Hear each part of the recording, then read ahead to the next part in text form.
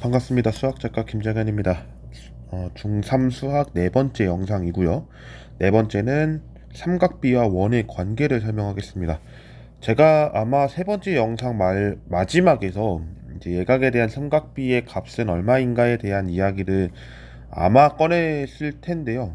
그 전에도 아마 제가 삼각비 계산이나 이런 걸 했을 텐데 이 내용을 먼저 하고서 계산을 하는 것이 좀 더 좋겠다 싶어서 네 번째랑 다섯 번째를 바꾸겠습니다.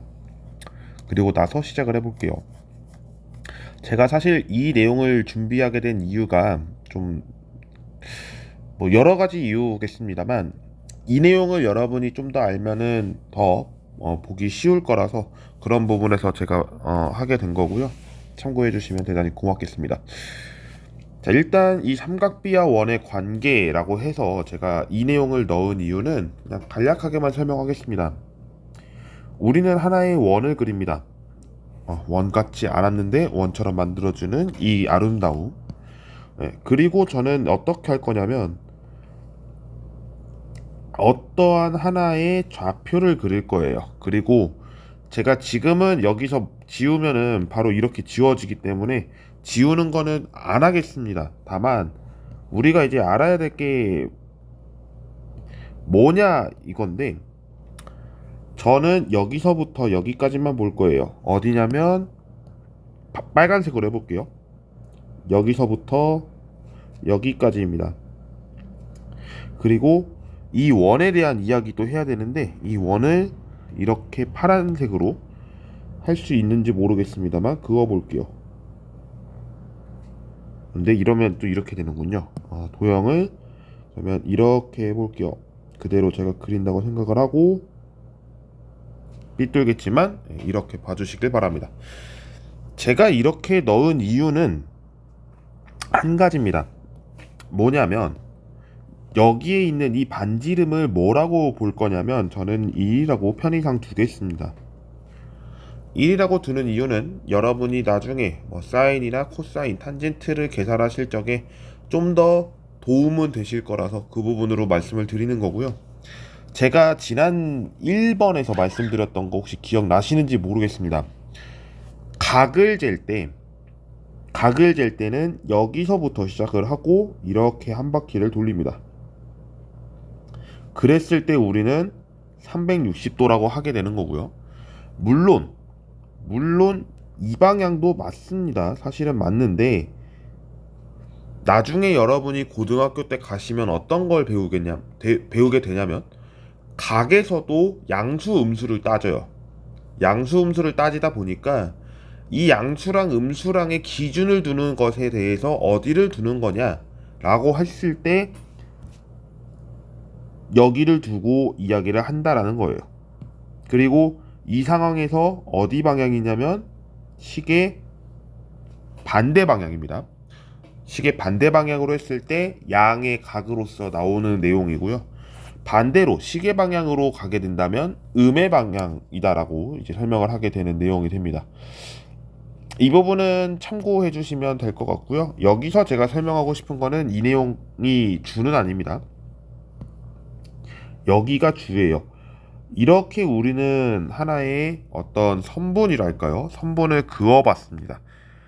그리고 이 그은 것에서 뭐가 있냐면 지금 제가 1이라고 뒀던 내용 있죠.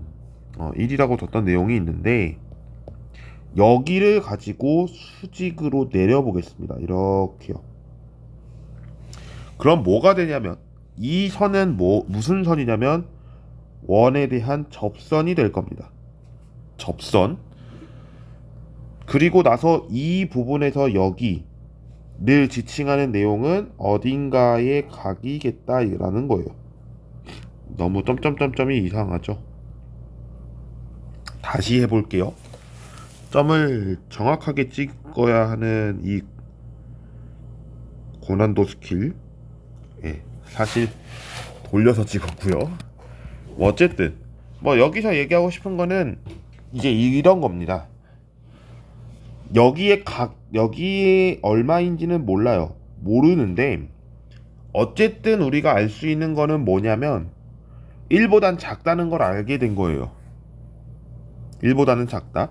여기를 제가 알파라고 해볼게요. 알파도. 도를 쓰는 게 여러분한테는 편하겠죠? 그러면 이 상태에서 사인 알파 이렇게 쓴 거는 이제 몇이 되겠느냐 라고 하는 것인데, 이 부분을 이제 이렇게 정의를 해볼게요. 여기를 5라고 해보고, 하기 전에 하나 더 있었네요. 죄송합니다. 생각해봐야 될 게 또 있네요.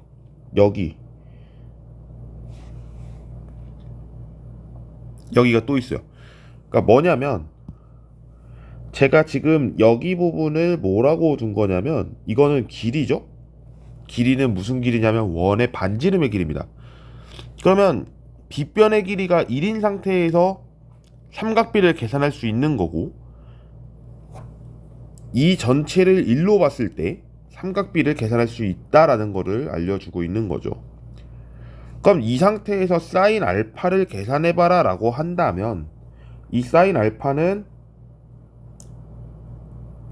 빗변의 길이분의 높이였고, 높이는 1인 게 분명하죠? 높이가 1이 아니죠, 지금. 여기는 1보다 작은 어떠한 값입니다. 그러면 이 빗변에 대해서는 모르니까 네모라고 해볼게요. 그리고 높이를 물음표라고 했습니다.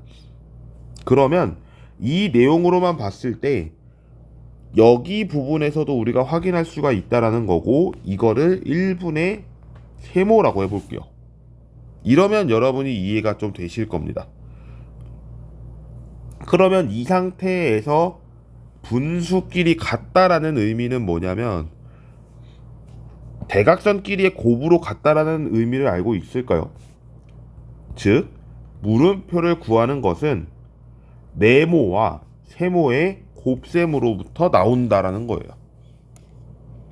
의미가 되셨을까요? 자, 이렇게 지금 얘기를 한 게 뭐냐면, 1보다 지금 이 네모라는 부분이 1보다는 커요. 정확하게 얘기할게요. 네모보다는 1보다 큽니다. 그리고 세모는 1보다 작아요. 그러니까 어디 부분은 1보다 크고 어디 부분은 1보다 작다는 걸 알려주는 거죠. 그랬을 때 계산값을 도출해낼 수 있다. 이렇게 했을 때 이제 사인의 내용을 알 수가 있는 거고요. 코사인을 한번 해볼게요. 코사인 알파도. 그럼 이 내용으로 또 계산을 해보면 뭐가 되냐면, 우리는 빗변분의 밑변이라는 거를 알고 있으니까 계산을 해보면 빗변 네모분의 밑변 1이죠. 그리고 알파도였으니까 이거를 했을 때 여기를 1로 보고, 여기는 뭔지를 몰라요. 저는 이거를 별이라고 해보겠습니다. 그러면 여기에서 알 수 있는 이 내용으로부터 1은 네모와 별의 곱으로부터 나온다. 이 얘기는 즉 네모는 별분의 1이라는 역수의 관계로 알 수가 있는 거죠. 여기까지 이해가 되셨을까요? 그리고 나서 탄젠트를 해볼게요. 탄젠트 알파도. 이 내용은 우리가 밑변분의 높이라는 것으로 알고 있습니다. 밑변분의 높이라고 하는 내용으로 보았을 때 지금 이 수치는 작은 거였죠. 작은 삼각형에서 일어난 거였으니까 별분의, 그 다음에는 세모가 되겠죠. 이게 1분의 네모가 될 거예요.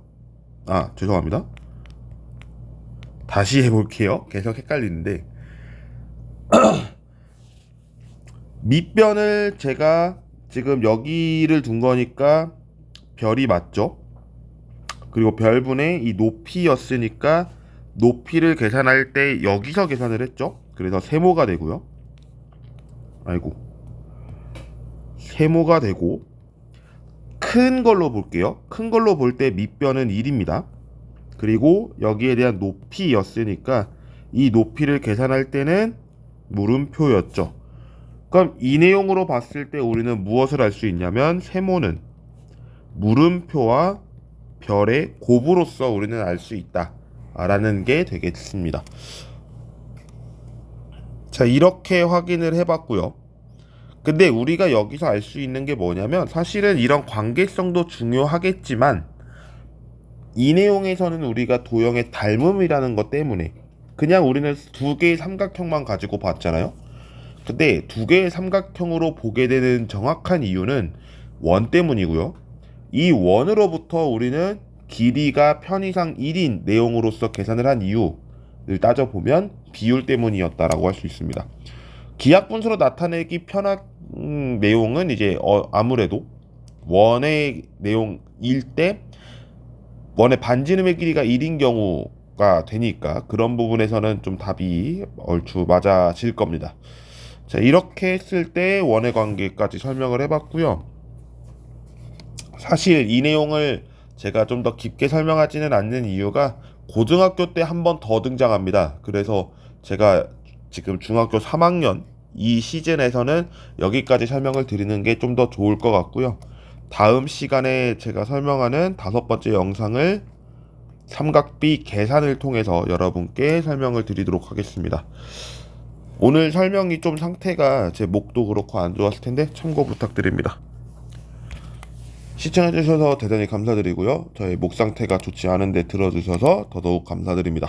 다음 시간에 뵙겠습니다. 다음 시간에는 말씀드린 것처럼 삼각비 계산으로서 뵙겠습니다. 고맙습니다.